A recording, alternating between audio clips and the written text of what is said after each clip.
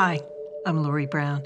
Before we get going on this first episode of 2020, I wanted to give a shout out to one of our earliest supporters on Patreon, and that's Heather Johnson. Thanks, Heather.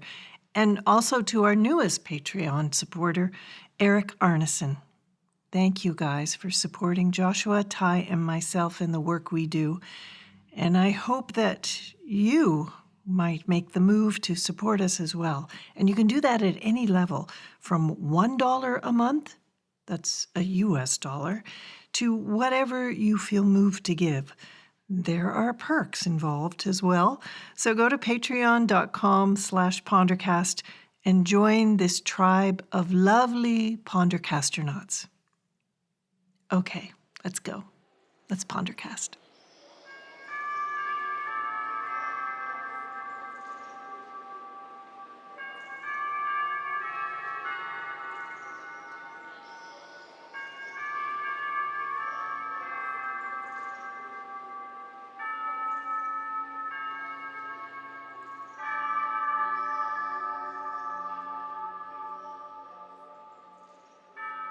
This episode started in my brain a long time ago.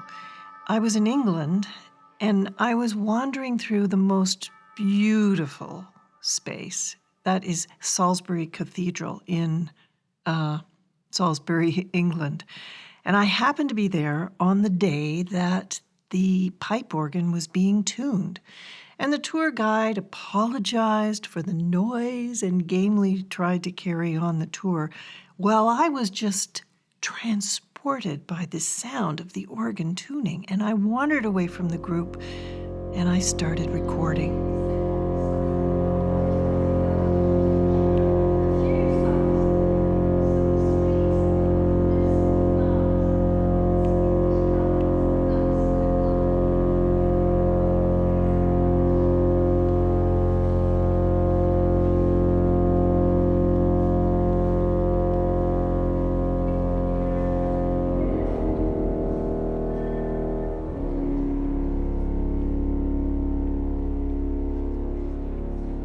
So there was someone at the organ keyboard playing the note, and the tuner was way off at the side of the cathedral, in behind the towering clusters of pipes, tuning each individual one.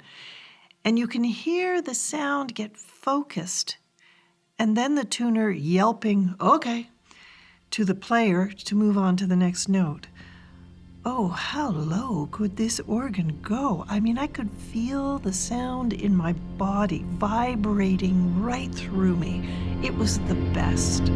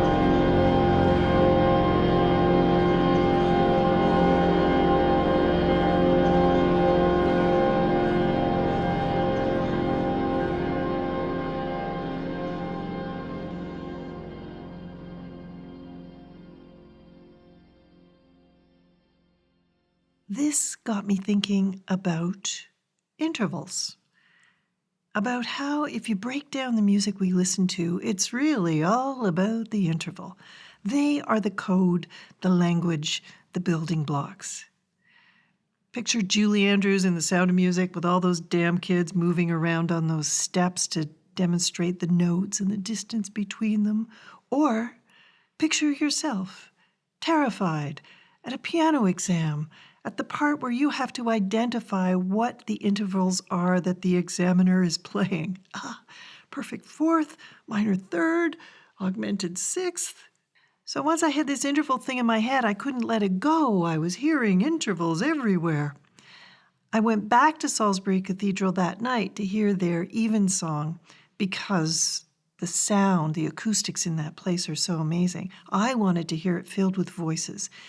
And the intervals in sacred music carry a very distinct emotional tone to them. I mean, it doesn't matter whether you believe in the whole religious thing or not. There is an openness, a lifting in sacred music that goes beyond just what the human voice brings to the equation.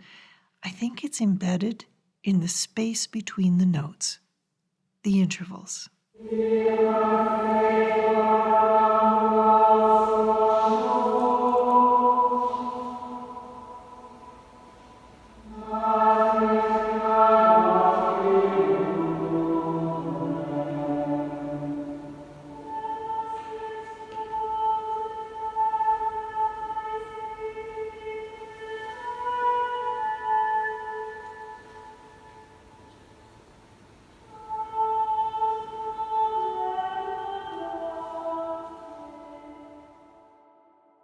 Waking up early in a small village in England, the music is overwhelming. The cows, the pheasants, the birds. Oh, the birds. What are those intervals? Sort of happening too fast for me to grasp them. Do they fit our Western musical structure too? Is this where our notion of musical structure comes from? Birdsong makes us as humans feel happy and safe. Maybe there's a connection. Do birds like the same intervals we do? Do they have a favorite key?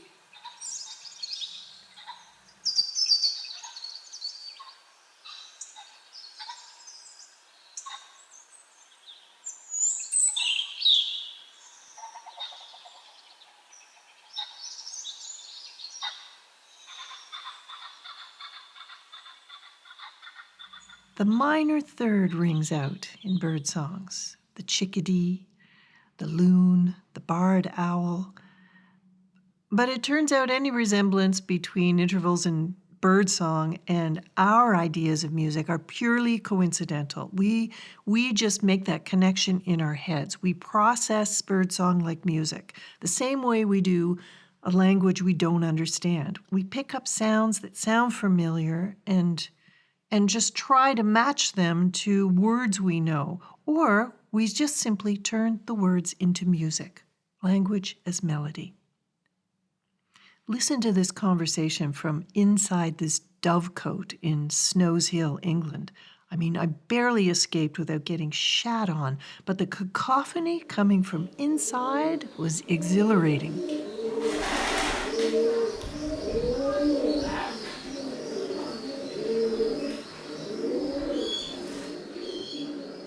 Back to us humans and how we ritualistically carve up our sound with intervals. As I walked across slopey, ancient floors and buildings all across England, I thought about why intervals stick with us. Why do they work for humans? Why haven't they evolved into something different, into another language? There must be an emotional truth to them, that we are hardwired to these intervals.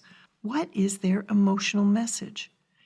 Each of these intervals offers an emotional release that we are addicted to, that we need. I mean, words fail us, but intervals won't. Each one inspires an emotional tone. So let's break it down. These emotional responses that we have to intervals have been studied a lot, so I'm not making this up. So this is how this episode is going to unspool. Actually, this is just part 1 of 2 episodes on intervals. Joshua will play you the interval, and I'll tell you what the emotional effect has been determined to be, and then I'm going to spin a story around that feeling, and then hand things over to Joshua to create a musical ode to that interval, to that feeling. So let's start at the beginning Well, not quite the beginning, because that would be unison, and I think we can move on. Let's start at the end. Let's start at the octave.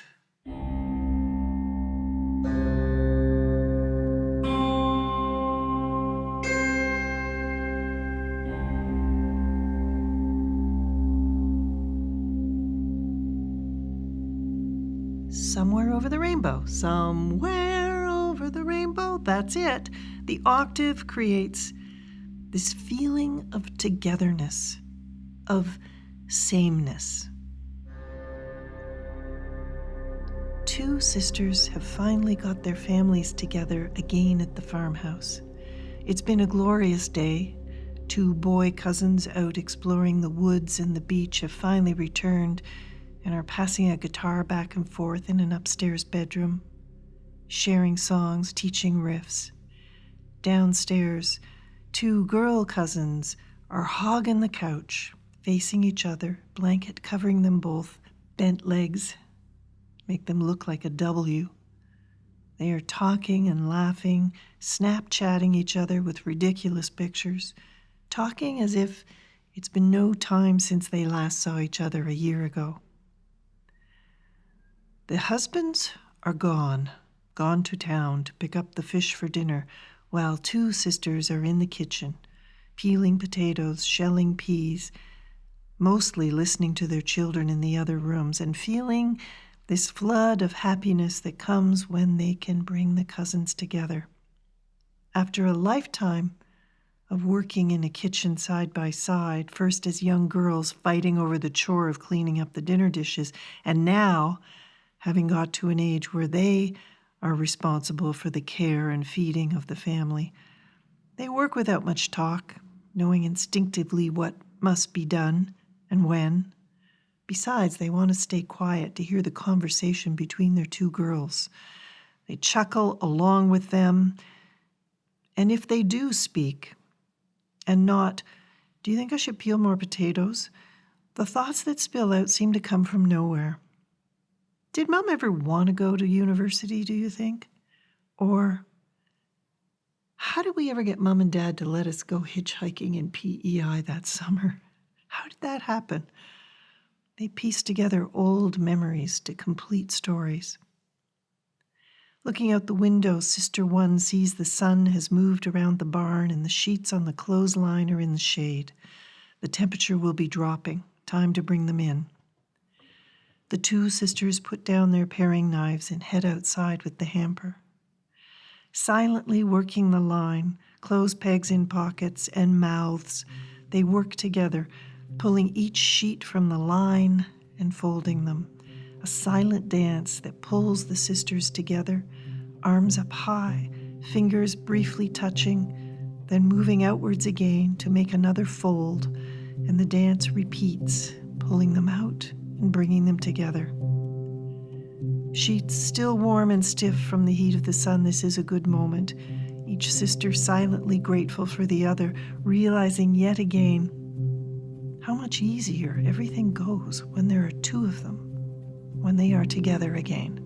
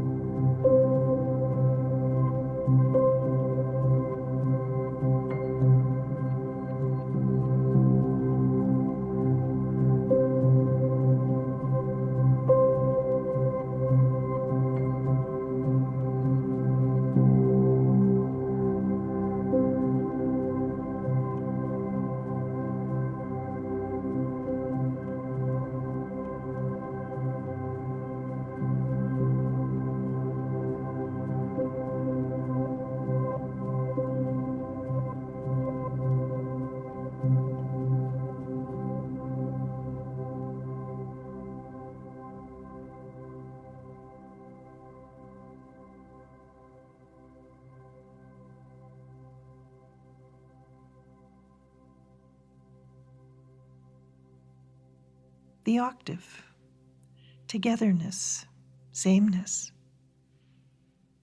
And now for something completely different, the minor second. Oh yeah, think theme from Jaws. That's how generations of music students get through the interval test. The smallest step between two notes that Western music will allow. How do you feel about dissonance? Oh yeah, minor second gives us tension, unease, expectancy. She had to look up her mother's number. That's how long it had been. The sting of that was almost enough to make her back out of the promise she had made to herself tonight. Tonight she would call. She'd already been stopped by a million reasons not to call over a million nights, and the pressure that had created in her head was unbearable. She had to call tonight. She found the number in her old address book. Her friend's entries on the same page as her mom's looked so different. They'd all been scratched out and changed, new cities, new countries even, and children's names added as they were born. But her mother's name and address was pristine and unmoving. She needn't be reminded of the unchanging nature of her mother. Why hadn't she called Mom when she got the new job, or when she went to Europe, or when her brother broke down and wept after another failed rehab stint? Even though she thought to call and it hurt her not to, she couldn't. She told herself she was protecting herself. She would never hear what she needed to hear from her mother, so why do it? The congratulations on the job, you deserve it, that wouldn't happen. Questions and curiosity about her trip would not be forthcoming. Her mother never had any interest in her life or her brother's. Turning away from her mother had become a dance. Like magnetic opposites, she repeatedly spun away, dazed and defenseless after every attempt. She couldn't pass the phone in the kitchen without thinking, "Mother, time to call." She was terrified of being pushed away again. She picked up the phone.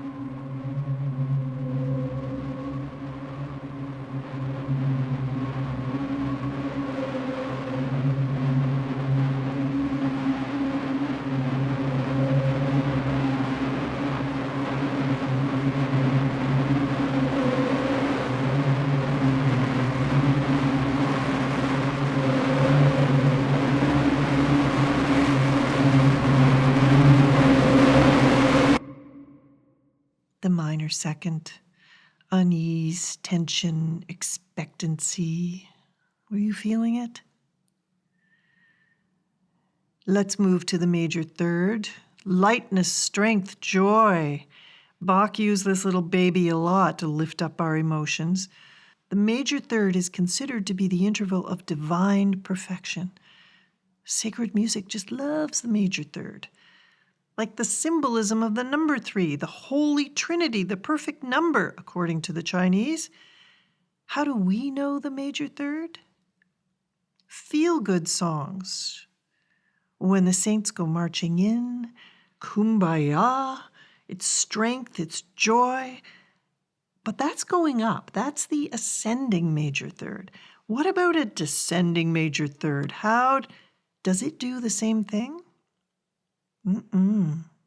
Swing Low, Sweet Chariot, Summertime, Beethoven's Fifth. Descending, it turns slightly different, more interesting. Sweetness, stillness, possibilities, compatibility.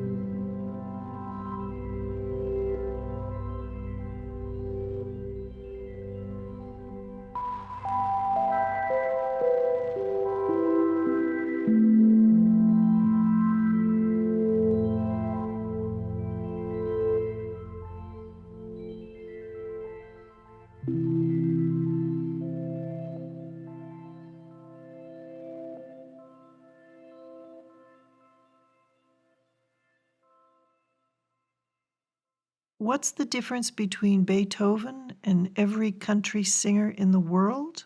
You will find that in the third interval.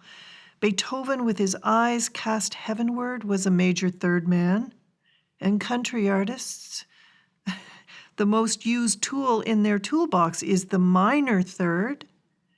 They haven't got time to look heavenward. They got to keep their eyes on their truck, their woman.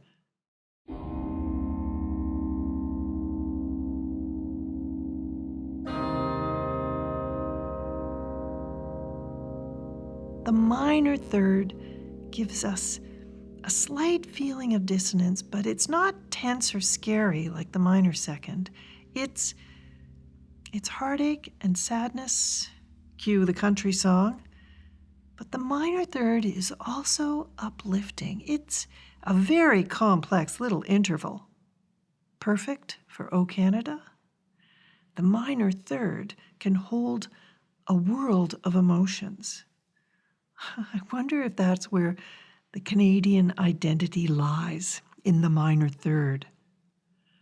It could be us, because the minor third makes room for every feeling. All our solitudes, our failures, our secret dreams and desires all fit into the minor third.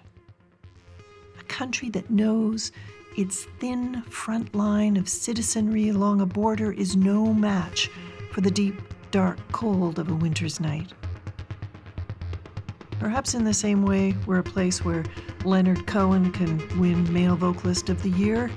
We are a place that stands for the minor third. It lets us feel the sadness in beauty and the beauty in sorrow.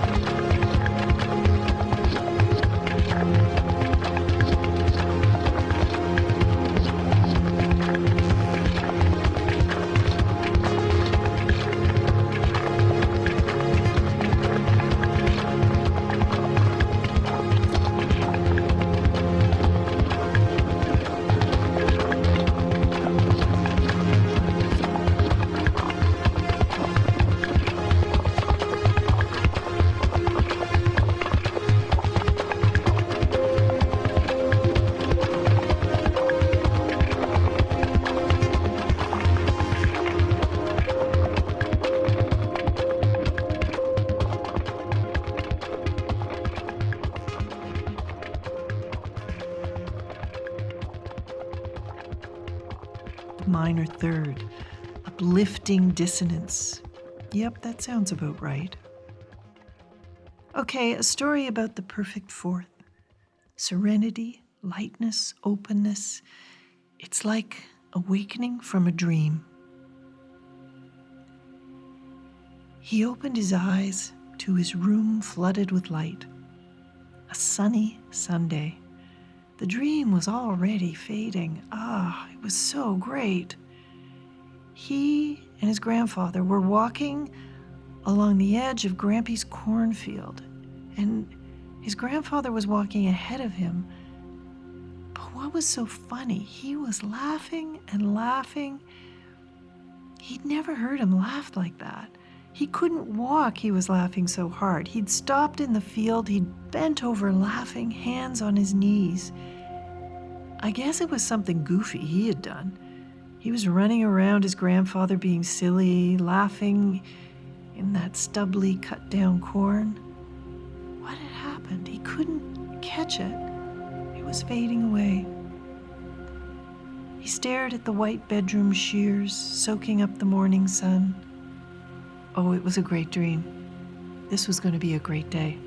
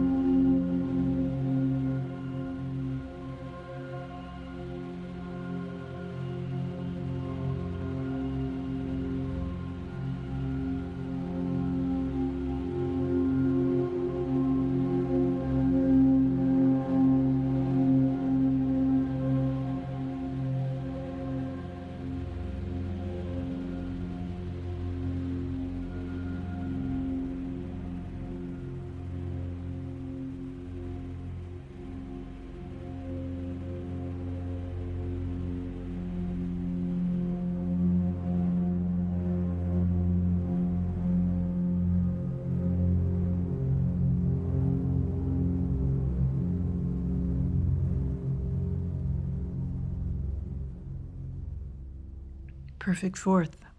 Serenity, lightness, openness.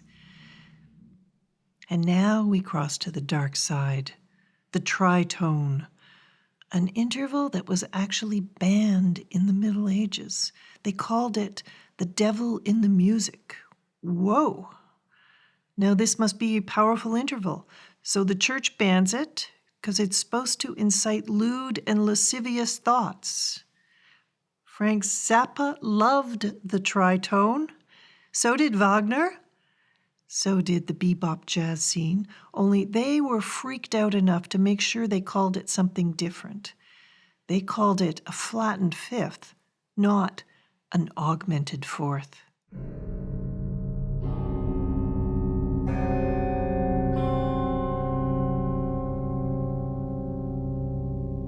This interval is crazy because it stimulates both the left and the right sides of the brain.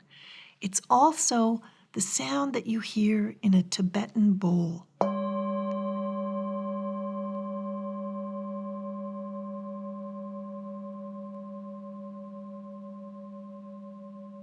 Can you hear that tension?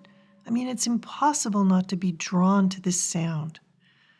The Tibetan Buddhists were hoping so because they wanted you to wake the fuck up when you hear this sound. This sound is also supposed to wake the beast inside you, to take you to a place where all the stuff you try hard to forget appears. It's there, just under the surface. Conflict and tension can be dissolved with music, but it can also create it. This interval aches for resolution, salvation, redemption, something it cannot deliver. Out in the cold garage where his wife never goes, he fills the bucket from the outside tap and brings the bucket labeled pork rinds in to sit on the workbench. It's not that he relishes the task, but there's enough goddamn cats on the farm. He's run over one of this litter with the tractor already, so chances are these wouldn't have lasted long anyway. The pillowcase of fluff and mew is in the drink with a rock on top, and he sits back to wait. The radio is on, and she's talking about first loves. Oh man, that takes him back. First love was really before Elsie, who's sitting in on the couch watching The Deadliest Catch, oblivious of the carnage in the garage. No, first love would have had to have been his dog. A puppy at Christmas, what a perfect picture of normal that was. Snort. Sure, his dad needed a farm dog to chase fox and send up an alarm if someone was hanging around the barn, but it was his dog, Gizmo. That dog was his only friend, living out on line 4, 10 miles from anywhere, no brothers, no sisters. Half the time, he pretended he was a friggin' dog hanging out with Gizmo. The humans around him were too unpredictable and dangerous to get close to. Gizmo was solid, always there for him. His dad shot Gizmo when he was about 14, ran over his back legs with the baler. Put him out of his misery was what Dad said when he got home from school that night. He didn't think he'd ever get over it. That split him in two. He's never loved anything like he did Gizmo. That's enough time. He takes the rock off and pulls the pillowcase out of the water and holds it up, inspecting it for movement, letting it drip into the bucket, thinking, "Look at me. I'm drowning kittens. I really have turned into my dad." That the one thing he swore he would never do happened anyway. He put the sack on the floor and felt a flood of self-loathing. He could have found homes for this litter if he'd thought to.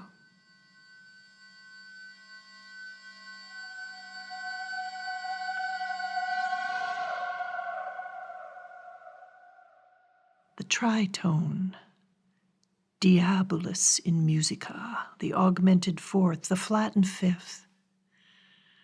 Okay, now the resolution you've been searching for.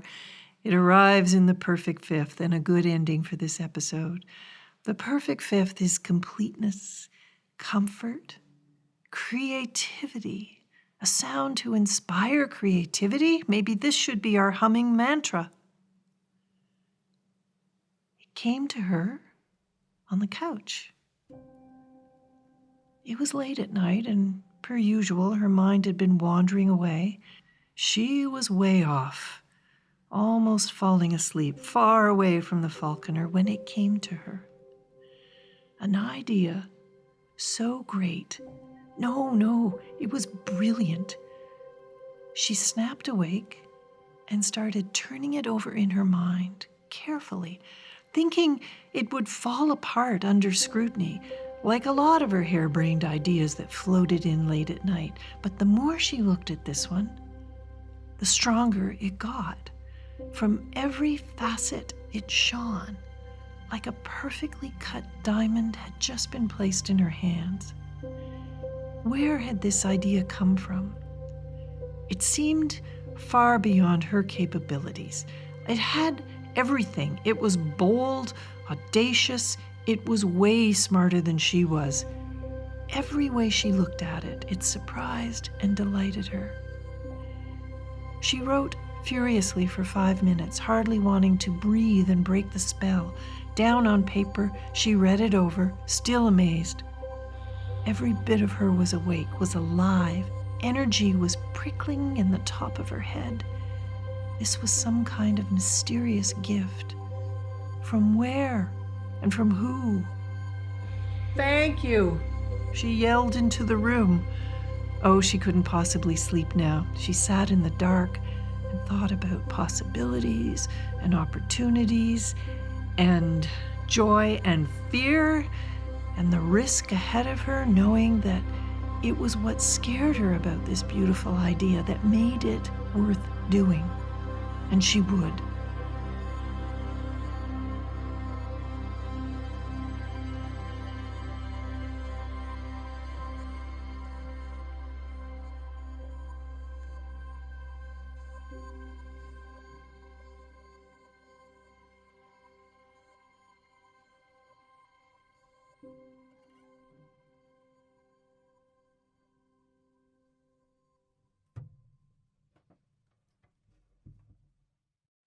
That was part one of our Pondercast exploration of the feelings built into the music you listen to.